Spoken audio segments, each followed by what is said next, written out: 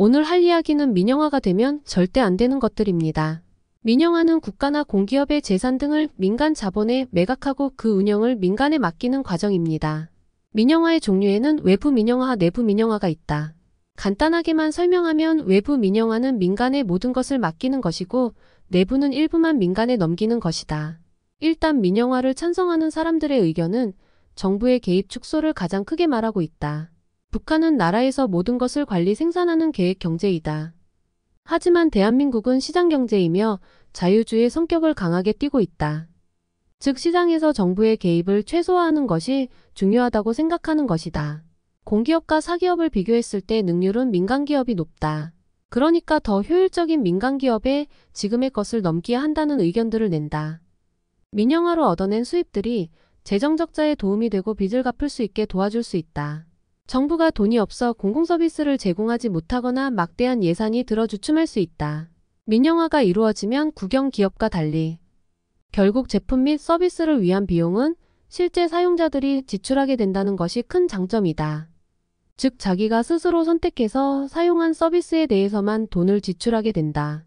정부의 포퓰리즘적인 복지로 만들어진 적자의 기업을 민영화하면서 국가적인 재정 낭비를 줄일 수가 있다.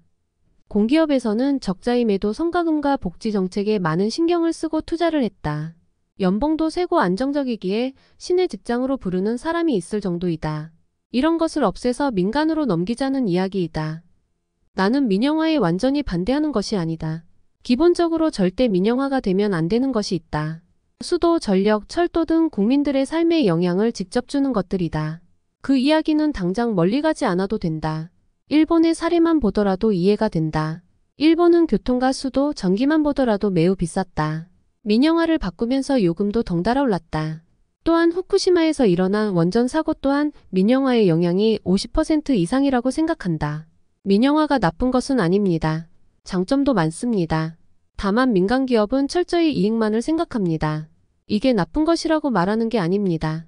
돈을 민간기업은 결국 사람들을 고용하고 수익을 내 회사를 성장시키고 돈을 버는 것입니다. 그것을 나쁘다고 말하면 모든 회사를 부정하는 것입니다. 공기업은 나라에서 독점하는 시장인 경우가 대부분입니다.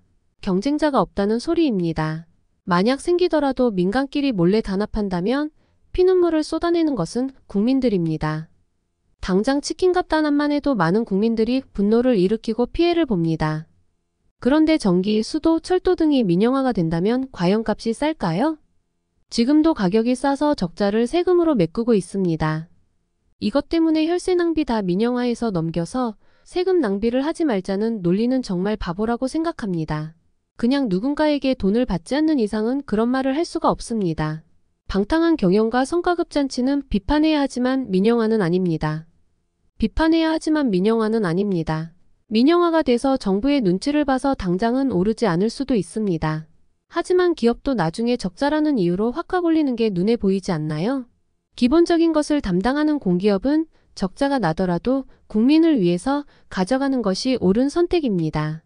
만약 그것을 민영화하자고 하는 사람들이 있다면 두 눈 크게 띄고 지켜봐야 합니다. 그리고 생각해야 합니다. 과연 민영화가 되었을 때 지금보다 더 나에게 좋은지.